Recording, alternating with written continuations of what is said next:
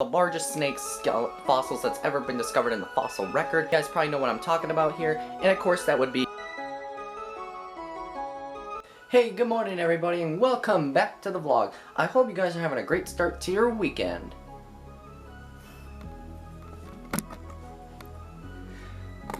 As for me, it's gonna be a very long day. So to start off my day, you guys, I'm gonna go ahead and clean Tyson's cage here because he's got a little bit of poop in there, but it's not a big deal whatsoever. I'm gonna just go ahead. Oh, there he is. Speaking of the devil, he just came out of there. Hey, what you doing, buddy? How you doing? And yep, that is his mess right there. So like I said, just a little bit of poop, you guys. It's not a big deal. And yes, you are looking for food, but you're not gonna get any today. So let's go ahead and get cleaning. Go ahead, you guys. We're going to talk about a very interesting story that actually took place several years ago. It is reptile related, the good news is, and this is going to be a very interesting story you guys are probably going to want to listen to. And you guys are probably wondering, why do I have Ellie out here? Well, today I want to cover actually a very good, awesome documentary that happened several years ago that came out about one of the largest snake fossils that's ever been discovered in the fossil record, and you guys probably know what I'm talking about here, and of course that would be Titanoboa. Now, believe it or not, Titanoboa was the largest snake that once roamed the earth, believe it or not, believed to be a maximum length of 40 to about close to 50 feet in length and probably weighed as much as 2,500 pounds. And think about that, 2,500 pounds, that is over a ton right there. Now, imagine a snake nearly 50 foot long, 2,500 pounds in your house. You're gonna, if you wanted to keep a snake that big, you're gonna have to build an enclosure that's like, I don't know, like 70, 80 feet long for sure. And definitely are gonna need a lot of light bulbs, a big hide, big water bowl. Well, believe it or not, Titanoboa was more the closest resemblance of today's snakes, like anacondas pretty much, and other boa-day species. But for Ellie, she's not really a boa at all, believe it or not. She is a children's python, and she is super docile, and you guys know I love her very much. Oh, didn't even get her in the shot there. How silly of me. But you guys know, Ellie is a children's python, which they are actually considered one of the smallest species of snakes, one of the smallest species of pythons on the planet, believe it or not. And this is, normally for her species, they tend to get a little bit much larger than this, normally about 3 foot when they max out. And she is only still about maybe 18, 20 inches, so she's still got a little bit of size on her to go. But don't get me wrong, I love her very much, she's very sweet, doesn't mind being handled whatsoever, but there's just something really special about her, in the family here. And of course, now, Ellie's actually considered a relative of the big giant modern snakes, of course, like the Burmese and the reticulated pythons. Now, the Titanoboa was actually considered much larger than any other snake's fossil ever discovered on the face of the earth. So let's go ahead and do some research and figure out, when did this snake exist? So I've done enough research. Oh, hold on a second. Alright, so I've done enough research, you guys, about Titanoboa, and this snake was believed to be an exact length of approximately 42 to about 48 foot long, and its weight is estimated as much as 2,500 pounds. That's actually very large for a snake, you guys, not gonna lie. And the discovery of the snake's fossils were discovered in 2009, so that was over 10 years ago. And this is just crazy. This was actually discovered in the small foreign country of Colombia, South America, which is like directly to the top, like the farthest northern foreign country on the continent of South America. And this was actually discovered like in a mine that they were actually like blowing like limestone up, and that's when they discovered the fossils of what they first thought of it. Actually, they thought it was like vertebrates, like from prehistoric crocodiles, but after they examined them, they noticed they did not match of crocodile vertebrates at all, and that's when they realized it was from a giant snake. So that was actually something interesting that I wanted to show you guys that. But there's something also I want to tell you guys about. Believe it or not, several years ago, my mom actually for my birthday got me the documentary of the Titanoboa, and let me tell you, the documentary is fantastic. If you guys haven't seen it, it's on YouTube. Not sure where it is, but if you guys go ahead and look it up on YouTube, something like that, there's gotta be videos about Titanoboa, like quite a bit. So, but anyway, this is what I want to show you guys. The history about it, the discovery, and the name, of course, you probably know what the Titanoboa, what does it stand for? It means like Titanic because of how massive the snake was. And believe it or not, this species habited just like any today's modern snakes in the Amazon tropical rainforest. These snakes actually inhabited like pretty much in swamps, believe it or not. And according to this, the snake species believed to exist about 60 million years ago, so not very long after the dinosaurs went extinct. Or are they? But regardless, that's what I wanted to show you guys. That's very cool about Titanoboa. And the average temperatures, believe it or not, back then when the snake existed were probably an average high of 90 degrees Fahrenheit. That is 32 degrees Celsius. So think about that. That's still really warm. And you think about that as well during their summer months. It still gets that pretty warm, about 85, 90 degrees Fahrenheit during the summer months down in South America. And up here during our summer months, it goes usually above 90 degrees, like down in the Pacific Southwest, like Arizona, New Mexico. Those states usually get to like 100 to like almost 120 degrees during the summer months. But this is like not only hot, but it's very humid as well and muggy. And that's what those tropical snakes like, of course, is very hot and humid habitats. That's what they like.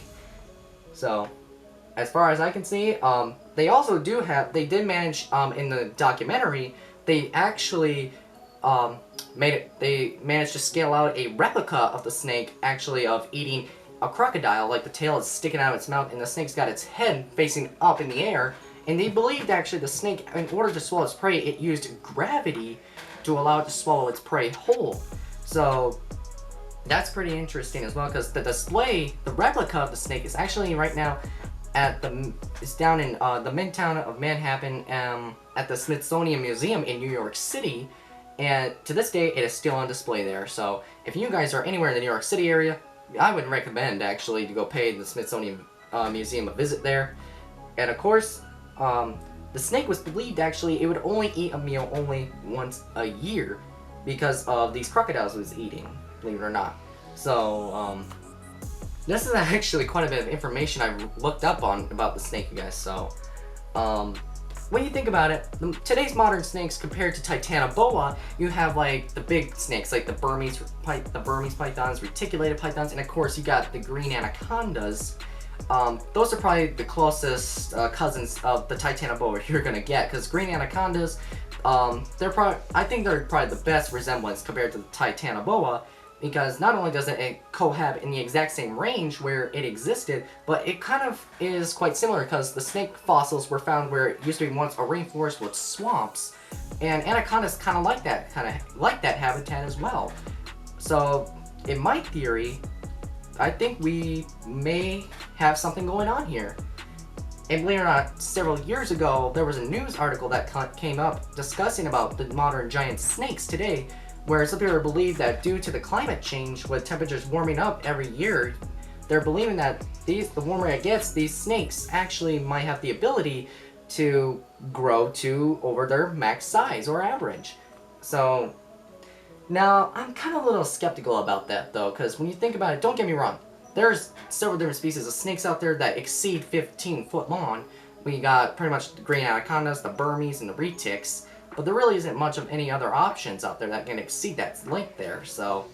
And heck, green anacondas now these days don't very often rarely exceed 20 foot, so that's very interesting. So, but like I said, I definitely recommend you guys go ahead and check out the documentary. It's very something interesting to watch. So, there you guys go. I just wanted to cover that very awesome article with you guys. Hey guys, you only got a couple days left until you can get some cool merch that I just designed online. You can go ahead, I'll put the link down below so you guys can go ahead and check it out. It's only about 17 bucks for you guys.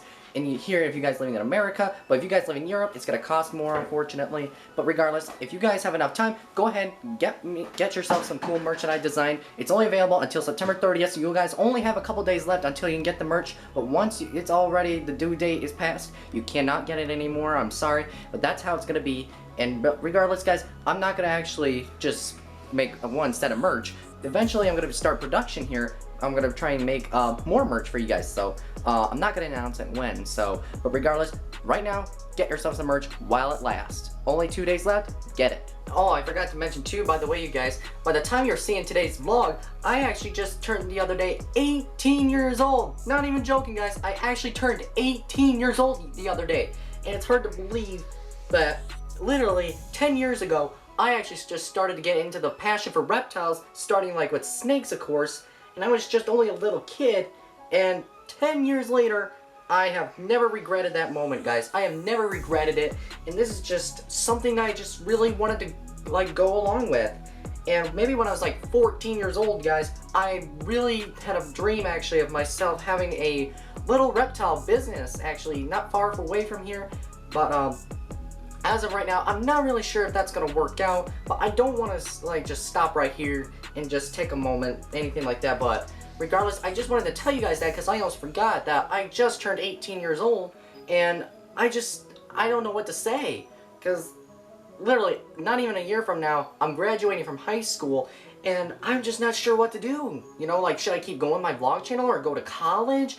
I know I gotta get a real job up here eventually, but I don't know. There's literally, as an 18-year-old, there's just so much to decide with my life.